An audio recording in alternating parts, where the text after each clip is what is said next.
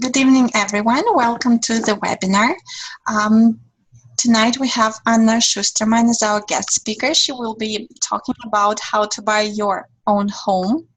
And she will present us a step-by-step guide, what we need to do to purchase a home in Manitoba. This is the third webinar of the series.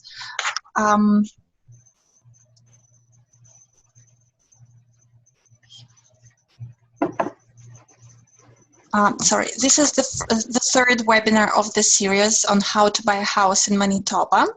I would like to introduce Anna.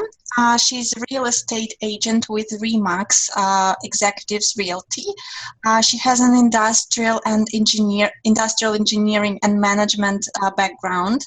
Anna contributes her time and energy to help newcomers settle in Manitoba.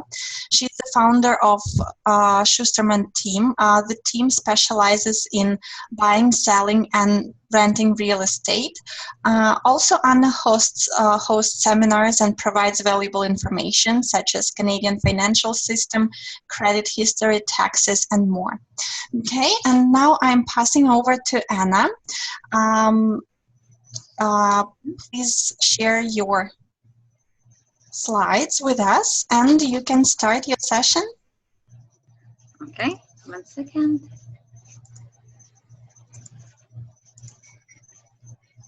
Okay, so hello everybody. Yeah, so my name is Anna Schusterman. Welcome everybody to our webinar. As Margarita said, this is the third one in the series. We have 4. On the first one, we've been talking about the general that everybody can actually buy a home, or almost everybody, and we explained everything, how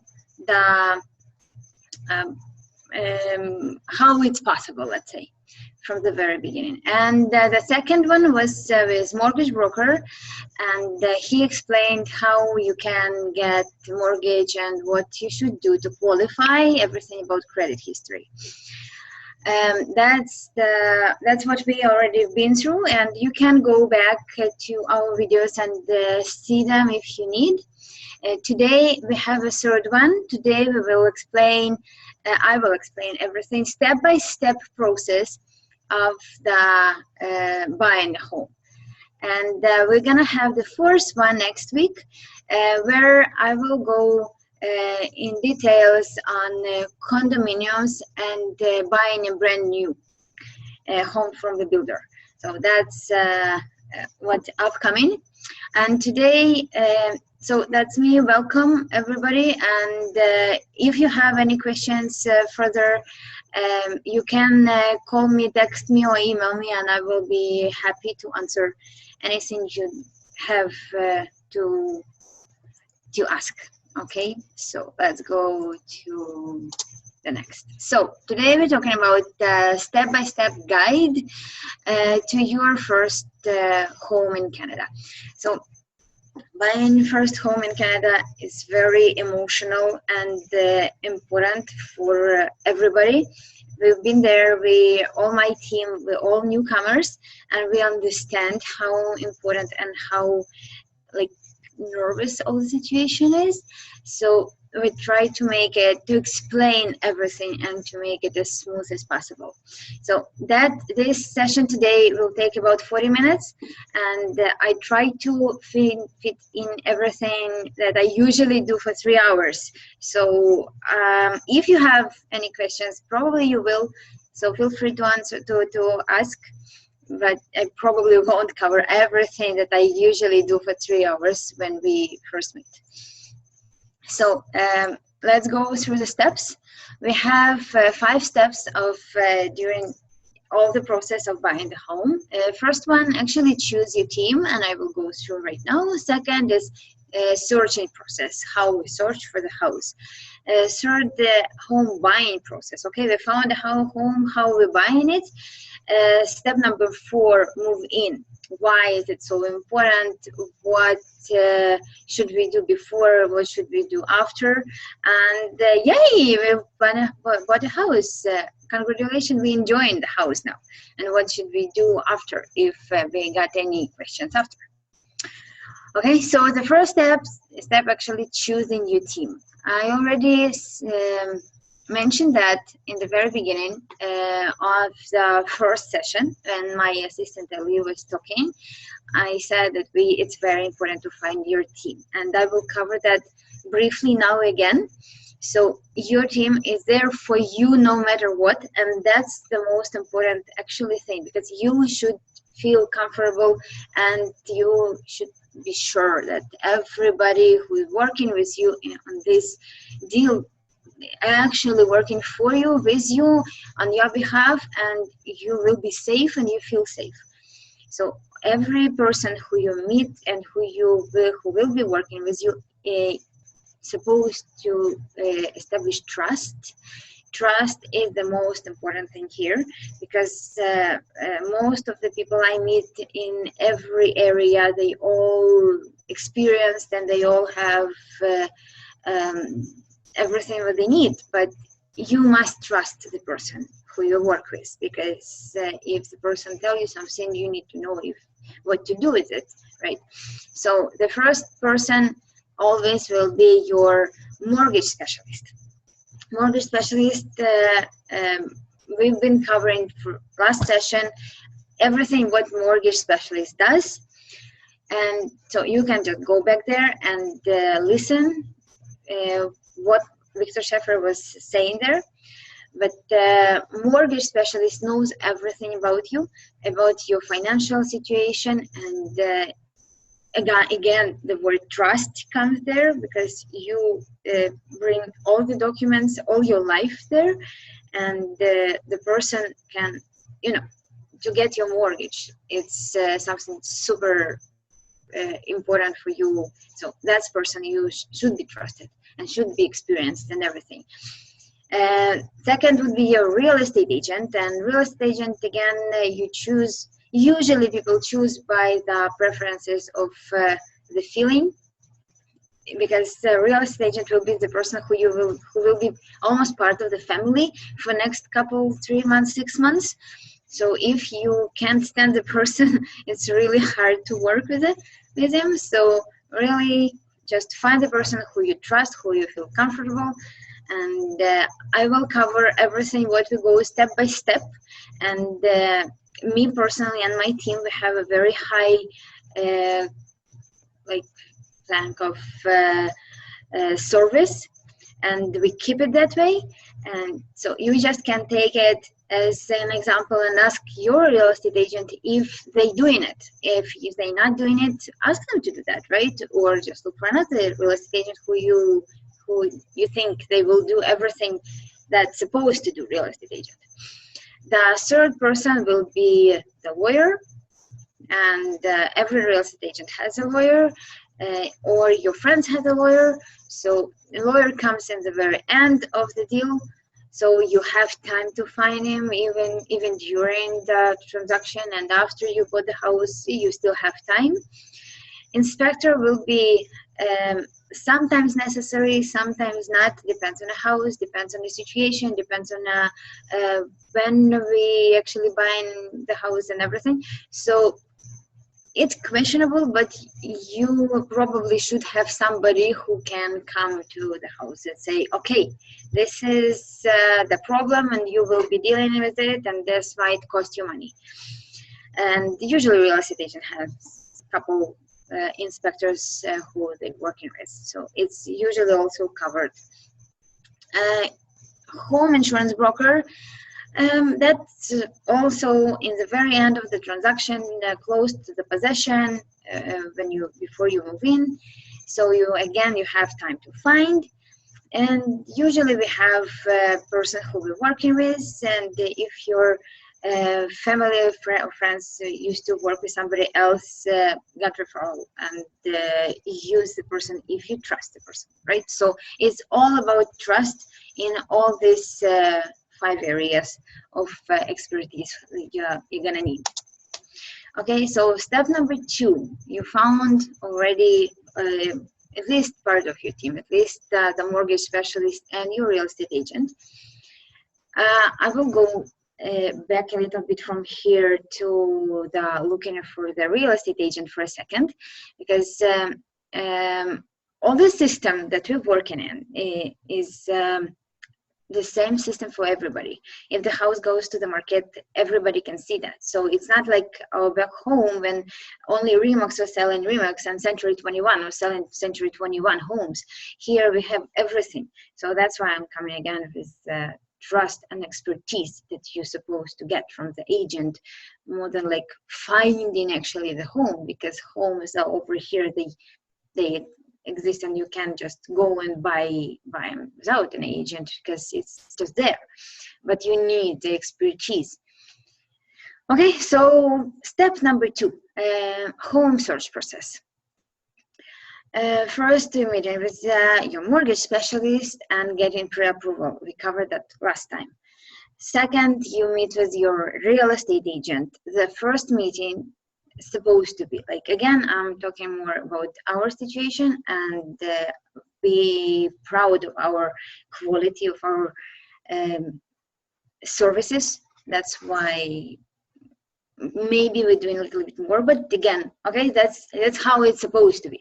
The first thing when we meet for, it's approximately for 2 to 3 hours time, because a real estate agent supposed to explain what the process, how the process goes, and he's supposed to get the whole information from you, how you see your perfect home, right? So that's a process that takes time, and you're explaining what you see, what you imagine how your home will look like, and the agent explains how you will get it.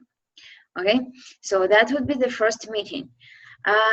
During this meeting, we gather all the information, we go to the MLS, to the system, and we will see what we can find and what we can go with. Okay, now working together, how does the real estate agent, realtor protects you?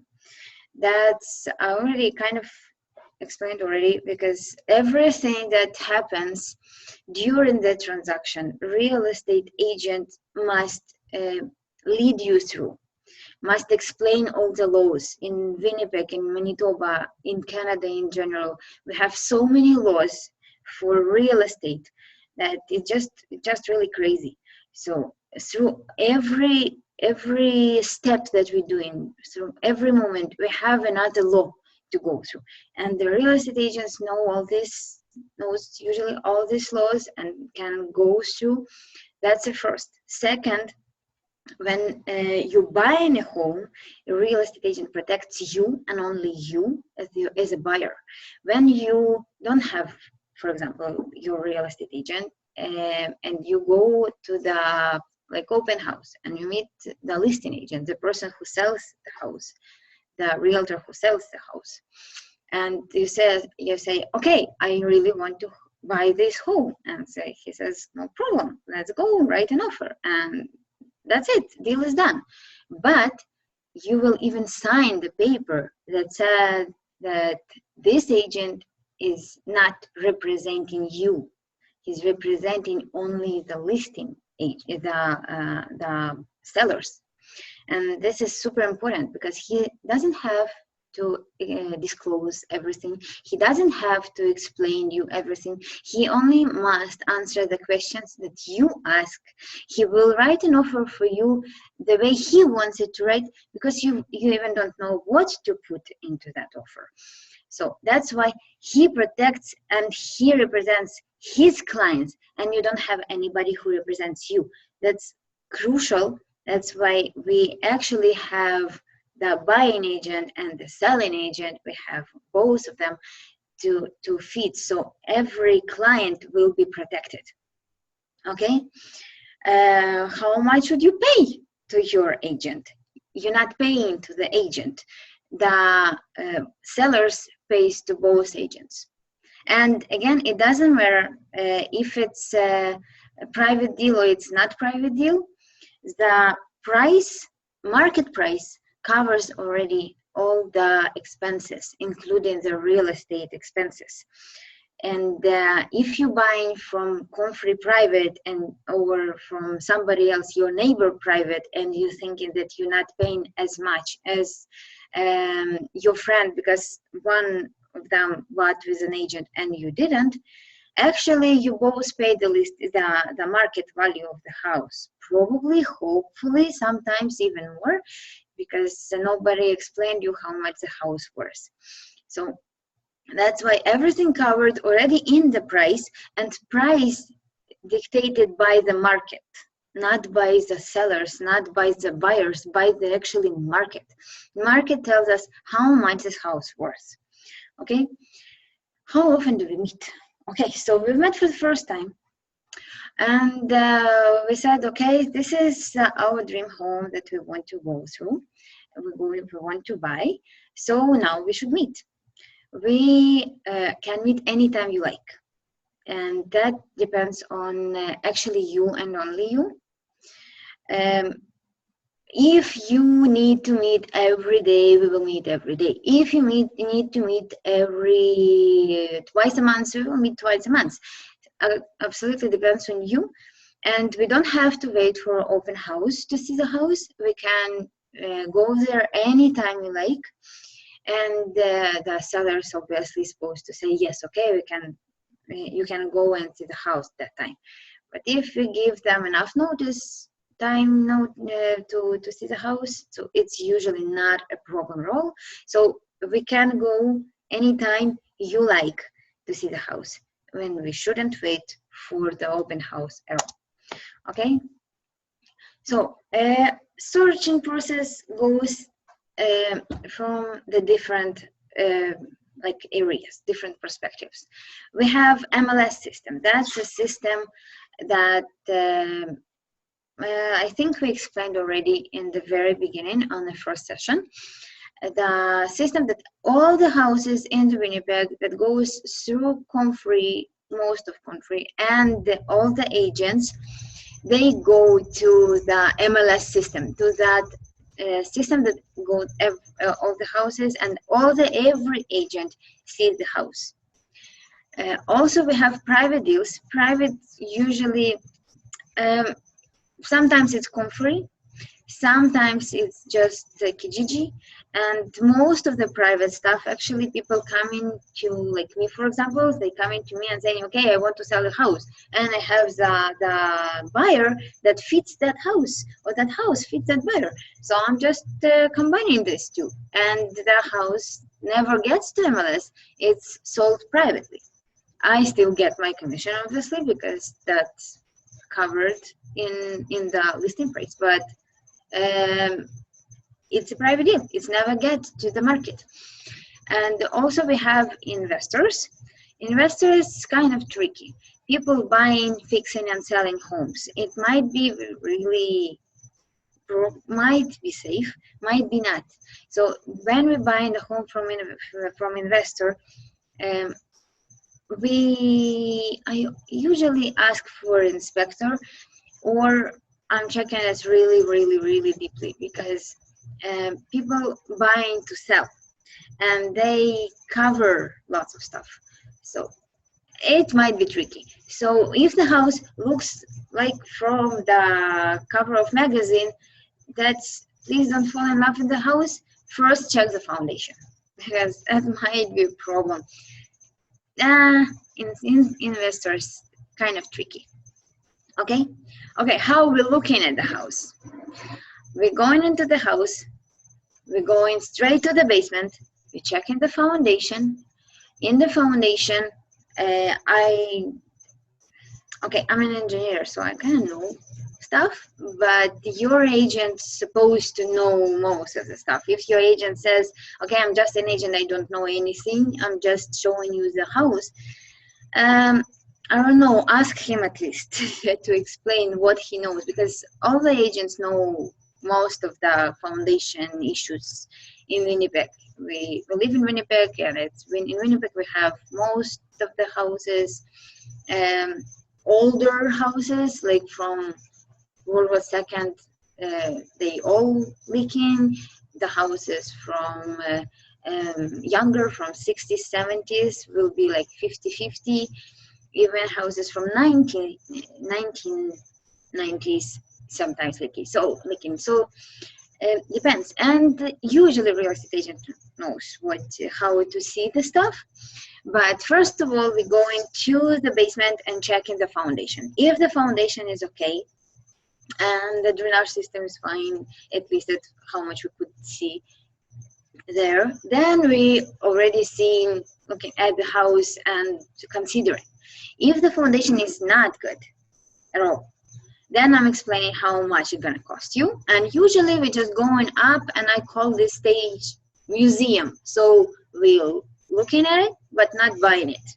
Museum, okay? That's my expression. So if everything is okay with the house, then my job is to explain, okay, how old is the furnace, how old is the hot water tank, how old are the windows, what's going on with the floors, kitchen, doors, everything about the house. So we're not going through the house and starting, oh my God, see how your couch will look like over here and how much light go from there. Oh my God, no.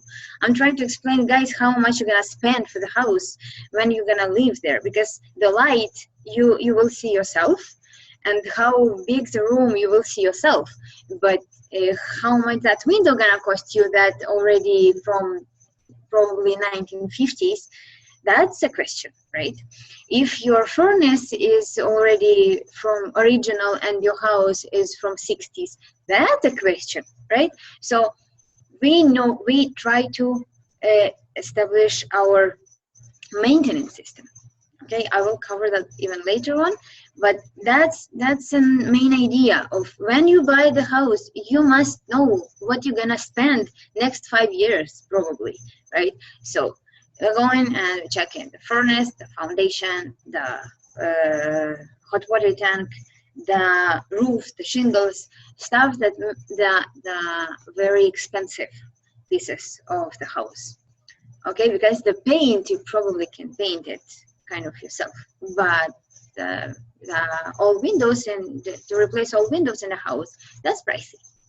Okay, so next, how do we know what kind of maintenance of the house we need? That's what I just explained, right? That's what we find out when we go through the house. And again, that's what we're doing again when we decided, yes, okay, we're considering that, right? Not if whole foundation is so cracked and oh my God, it's all leaking, then probably we don't have any sort of $1,000 to fix it. So we just will go through the museum and go home or to the next house. But if the foundation seems okay and drainage system looks fine, then we will go through all the maintenance stuff.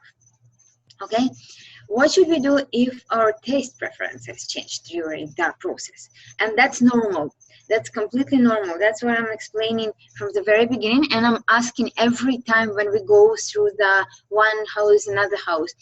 I've had so many clients that said, okay, I want 2-story house no matter what. And we end up buying bungalow, which is one-story house.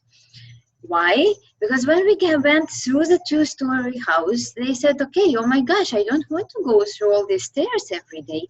And I have a baby. I will have to run all day long. I really don't want that. They change their mind, and that's normal. So I just need to know that you changed your mind, right? If you're still looking for a 2-story house, and I'm sending you a 2-story house, and you changed your mind for the bungalows, how I can find your bungalows if I'm still sending you a 2-story house, right? So that's normal to change your mind. You just need to tell me about it, right? Or your agent, obviously. Okay. Step number 3, we buying a home. How we buying a home? So if we went through the house and we like the house, we want to buy it, right? That's why we're here for. To buy the house, we need to put an offer. To put an offer, what's an offer? Offer, this is the huge piece of paper that says, I want to buy this home from you for this that's price, and I want to move in that time, and I have such and such conditions, and I want everything to be perfect on the possession day, right? That would be our offer. So when we write an offer, that's another 1 hour explanation. What's an offer, what we have. That's like four pages document. So what we need to put an offer, we need a check, because every offer goes with the deposit check. And this is usually, that depends on the price, depends on the situation, depends on how you motivate it. If the house was about $200,000, will be between $3,000 to $5,000. Why would you put more? If the house worth more, you probably will put more, like 10 or close to $10,000 as a deposit, just to show that you really reasonable and you seriously want to buy this house. If the check goes with the offer, because without the check, this offer is not, let's say, not legal. The deal won't go through if there will be no money in front. This deposit is part of your down payment. So if you have 5% down payment, for example, and you put $5,000 as your deposit, so your extra down payment that you will bring to the lawyer 3 days before the possession will be that deposit, that down payment minus this $5,000, right? I hope that makes sense. So next, conditions. Conditions, super important. And that's also for your information, and I will stress as much as I can, we must put the condition for mortgage. If we get the mortgage, we must put the condition for mortgage, because when the bank checks the if they can give you the mortgage, they check you and they check also the house. If they decide that somehow the house doesn't worth the money that you offered for, or like his life less than your mortgage time, like for example, your the appraisal, the person who comes and says, okay, this house was such and such, he says, okay, this house left to live only another 20 years. So the bank won't be able to give you mortgage for 25 years, right? Because this house will be worth nothing in 20, or it won't be a house anymore. It won't be anything to mortgage for, right? So, and you need to find another like cash to buy this house. And if you don't have any and we didn't put any conditions, it's, oh my God, you're really stuck, because we need to find the money to buy the house now. And if we put the condition, we said, okay, we don't have any money and we don't want to buy the house that doesn't worth this money that we paid, we just go away, right? We have this chance and we're not losing the deposit, which is very kind of $5,000 is not, you know, $2 just to lose on the street. It's lots of money. So my job to protect you and to protect your money. That's why if you go for a mortgage, we always, no matter what, if you investor, if you single mom, if you are a family with two, if you're just a student, it doesn't matter. We have getting a mortgage, we get the condition. Otherwise, you really can be in trouble. You can lose your deposit, or even more, you can lose even more money, or even stuck with a house that you can't afford anymore, right? So that's, I'm stressing it, it's really important. Talk to your mortgage specialist, they will stress it even more. It's very important. Okay, so this is one of the conditions that we go with on the offer. Second, usually, is the property disclosure statement. Property disclosure statement, this is a document that says, okay, I'm the seller and I know about this house, this, and that. Anything else what can happen with the house, I have no idea. I don't know. I'm not there. So as long as they know, they must say that. If they know that they have a crack in foundation, they must disclose. If they know they have had rats 2 years ago, they must disclose, right? Especially if they had marijuana before, it must be disclosed forever. It doesn't matter what they're doing with the house. Until the house is not done to the ground, they must disclose it forever. So this is one of the basic, actually one of the most important documents that we will get from the sellers, because this is the only document that you can go to the court with. So if something happens with your foundation later on and they didn't disclose, and we open the walls and we see that actually they knew that the crack been there, and it's kind of possible to prove that they knew that they need to pay for your renovation. Okay, so this is the only documents that you can go to the court. That's why this is very important for you to, to get it. Not always, we cannot always get it, but we, at least in most cases, we can try. Okay, how do we know how this house actually, how much this house actually worth? Okay, so we check in a few things. And again, this is kind of my feature. I don't know if other agents doing that. That's just because I'm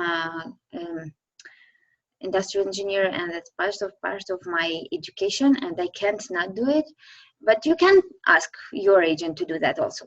So how do we know that that house actually worth this money? We're doing the proper property market analysis of this house.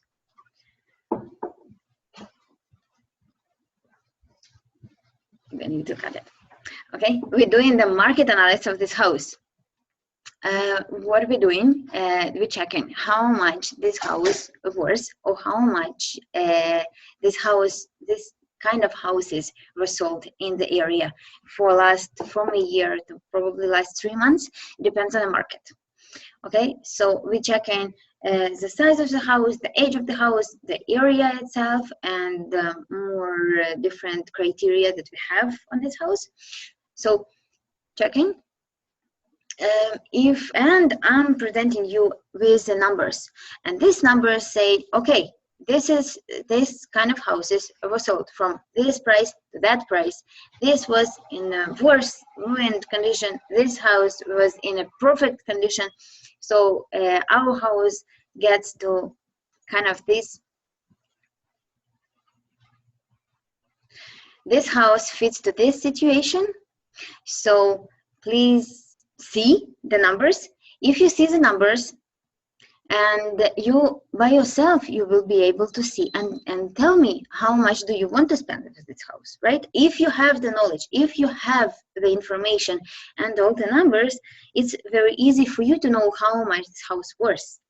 And I explain why it's so crucial when we go to the offers, because in our market we have 2 stages, actually 2 situations. One of them would be we have offers day or we don't have offers day.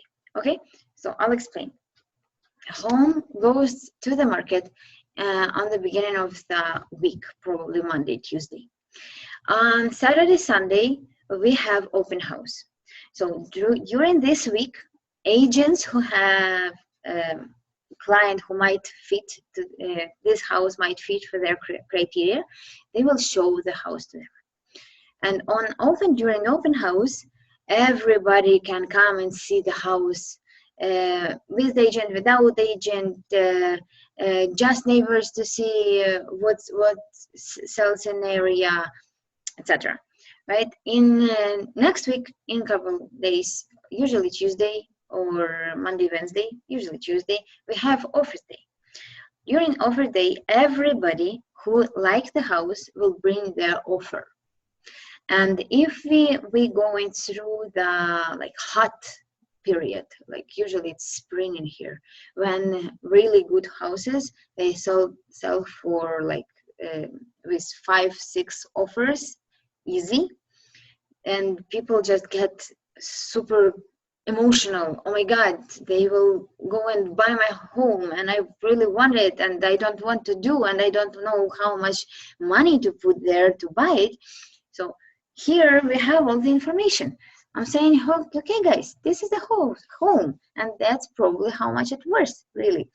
And you're saying, okay, I see the proof, and now I don't want to spend more than that. And if it's sold more than that, it's not my problem anymore, right? It will be somebody else's home, and it will be somebody else's problem if they're gonna sell it in a couple of years, because they probably overpay. If they overpay, they will have trouble to sell it and get their money back. But here we have one but. I'm asking for how long you're planning to stay in this house. If you're planning to stay in this house for another like 2, 3, 5 years, okay guys, we really shouldn't pay over what that house was, because in 5 years from now, it probably will go with the market. But if we pay over the market today, we will have to sell it over the market. And who said that in 5 years from now, the market will be that crazy as now? Nobody, right? So if we're planning to sell it in a couple of years, it's really important to keep it as close to market value as possible for today. If you're saying, okay, no, I want to live here for like next 20 years, I don't care what. If we pay extra $5,000, it won't really, you won't feel that in 20 years, because the prices in Winnipeg goes constantly up, sometimes 5%, sometimes 8%, sometimes 2%, but it goes up. The province itself really established, and we don't have any ups and downs. We're just slowly going up. That's why in 20 years, okay, you paid $5,000 more, but you actually got your perfect home. Awesome. But if you're selling it in 2 years from now, are you sure you want to pay extra $5,000, right? So that would be the question that I will ask you, if for you to establish the price. Okay. So next, we negotiate. Before actually that, we negotiate the price. How we negotiate the price? If we go into the multiple offer situation, then the prices will just go up, and we will start on the price that we have, the listing price, the price at the house right now on the market. We will go up from there in 90% of the situations, right? If and there we just know the price, we just put the price that we think, and we just buy it or not buy it. That depends. So we don't have much on negotiation there. If we do, we probably have the same offer or close to the same offer on another person who gave probably close to ours. So then we have kind of situation of, okay, we will give another $500 or another $2,000, depends on what's going on. But that's basically it. There's not much of negotiation. Here we need to know how much the house was. And if we are the only offer, and that's a situation I really like, then we negotiate price down. And there we go as down as possible. And then we offer them the very low price. And then we negotiate and we meet somewhere in between. So here again, we know how much the price a home worth, and because we're the only one, we have the power of saying, no, I don't want to buy this house for this price. I want cheaper, because 1, 2, 3, 4, we have in this house, and that's what it's not what we need to be, and it's not what we expect it to be. That's why we want it lower, right? So that's an idea of how to negotiate what we have, right? Okay, so the next step, we negotiate the price. Everything is awesome. We know when the possession, everybody knows they agree with when they move out. We agree when We move in, everything settled. Now what we're doing next? We're doing next our mortgage. We're getting our mortgage. We have usually a condition for a mortgage, and that's usually 3 days to a week. We must get a mortgage. That's why I'm saying, guys, get pre-approval before, so we will know for sure that we are okay and we are eligible for a mortgage. So they will check not us, but actually just the house, and that it will take like 2 days. Done. Okay, that's the first thing. Second, we might have an inspection or we might not have an inspection. If it's the only offer in the whole situation, we always will put an inspection condition, even if we don't need an inspection. If we don't have an inspector, we will just go into the house again, fall in love with the house again, and take some measurements and enjoy the house, because this will be the last option, or the last day when you will be in the house before the possession. That's it. You won't be able to go to the house and see before any time sooner than actually you will get a key. Okay, so the inspection. If you need an inspection, if I'm saying, okay, this is something stinking here and we need to check, then we have an inspection. An inspector depends on who we ask for. Some inspector was 0 because this is your family or friends, then can inspect the house. Some inspector, they don't give any reports, and they just saying, okay, no problem, it will cost you probably around $200. Other inspector, they will give you whole report, and it will cost you about $600. And I will explain, or your agent will explain you how the difference and why should you pay 200 or 600, what's the difference. Okay, so that's it. That's the first. If we got mortgage on time and we satisfied with our condition, with our inspection, we happy to go. That's it. House is ours. Nobody will take it from us anymore, and we can't go from the deal anymore. Till this point, we could say, okay, I don't want this house. It didn't go through inspection condition. I don't want this house anymore. Then, okay, we get our deposit back within next 2 weeks, and we go looking for another house. That's fine.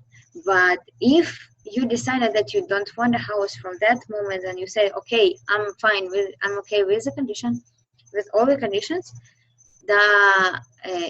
you actually can't go for the deal.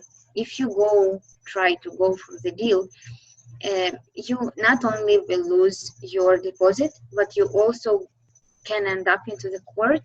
And on my experience, every kind of deal was won by the sellers. So it's not really worth it. So you have whole week to decide, do you want this house or not? If you sign in the document that you like this house, it's done, it's yours. Okay, so between that moment to the possession moment, you have 3 people to meet with. This is you signing your documents for your mortgage, right? Then you're meeting with your insurance, your home insurance. Without your home insurance, if you get a mortgage, without your home insurance, you won't get the mortgage. Okay, so you must get a home insurance. And the third person, you meet with a lawyer, and your lawyer will meet you probably about 3 weeks, maybe, or 3 days before the possession. You will sign all the documents. Before that, you will bring him or her the check that contains the rest of your down payment, all the closing costs, all in one banking money order check. You will bring there, and you will sign all the documents. The lawyer will explain you what you sign in, what title insurance, what does it need for, like everything. Okay, so this is it. For people from different countries, it might be nothing, and they kind of, okay, we're sitting and doing nothing for 2 months. Why? And we're supposed to run around through all the kind of agencies and government and get the documents, and we're doing nothing. But yeah, in Canada, you're doing nothing. We're doing everything for you. Your agent and your lawyer, we're doing everything for you. So you just need to meet with these three people, and that's it. Okay. Now, about the closing cost. Ellie on first webinar already covered that. I still keep it here. I won't go through it because he already done, but you can just stop the video when you go through and check that again, and feel free to ask some questions if you need. Okay, this also been covered on the first one. I still kept it here just for your information, so I won't go for it more. Move in. So, yay! Well, finally, we got the keys. We went with a lawyer. We got the keys. We signed the documents. Now, what do we do? So, possession day, super important day. Super important day. Because everything that is not working during the possession day is in responsibility of sellers. If it's working today on the possession day, but it's not working tomorrow, it will be our buyer's responsibility. If it's not working tomorrow, it's their problem. It's our problem. So that's why I'm always coming with you on a possession, or again, it's my feature. You can ask your agent to come with you. I know that not everybody do it, but you can ask them if they are good agents, they will come to you, can come with you and check. So don't worry about that. So I'm coming with you and I'm checking that everything working, everything, like your furnace, your air conditioning, your stove, your fridge, your windows are not cracked, the water goes through fine, everything. If something doesn't work, I'm calling to the listing agent and asking, hey, we need to fix it right away. Okay, and in most of the situations, actually the sellers are very nice people and they come in and fix it. But we have a but. If that goes to their lawyers, their lawyer says, okay, that stove thingy worth probably around $300 to fix it, and they won't go for the $300 to the court. So yes, this is your responsibility to fix, but you can forget about it. They won't go to the court. So that's why for me, very important to keep it within this day. That's why I'm doing it in the morning and during the weekday. So everybody will be working, even my lawyer will be working, everybody will be there for us. If something is not working, we need to grab that person, that past owner, and okay, please fix it, please do something with it. Okay, that's why it's super important. Okay, so that would be that. Hooray, we have home. We found our best perfect home for us. So congratulations, that's awesome. And oh my god, what to do if I have more questions? So, and again, it's our quality of our standards. We never leave you. We're always there for you. If you have any questions further on the way, just give us a call. Let us know that you have a question and we will answer that. And at least oh my god, I got something on mail. I have no idea what to do with it. I don't know even who to call. Okay, call me. I'll explain even at least who to go to. This goes to the lawyer, and this goes to your city, and this goes as part of your taxes, and this goes, you need to ask your insurer broker, right? So at least I will go with you there and show, okay guys, here's the person who you need to go with. So that's it. We're always there for you, and we will be happy to stay with you forever. So I'm going back to Margarita. Okay. Thank you, Anna, so much for your presentation. It was really, there were tons of useful tips and information, and thank you for structuring your speech so well and presenting all those steps. Now, I think now it's clear for everyone what needs to be done before you buy your first home, or not necessarily first, just your home in Manitoba. If you have any questions, feel free to contact Anna. I'm sure you have your contact information on the next slide, so that people. Okay, thank you. I do. Feel free to contact Anna, and she will be more than happy to answer your questions and suggest some solutions. The recording of this session, as well as Anna's slides, will be available on our website later this week. Feel free to check it out, livelearn.ca. And thank you so much, and we hope to see you next time on next Tuesday. It will be June 28th, the same time, 7 p.m. Anna will be talking about newly built homes and how to all advantages and disadvantages of purchasing houses from builder, and advantages and disadvantages of owning a condo, right? Yeah. Okay. Okay, so thank you so much, Anna, for sharing your expertise. Very much. Thank you for having us. Always happy to help. And yeah, if you have any questions, feel free. Always here for you. Thank you. Okay, we'll see you next week. Okay, bye-bye.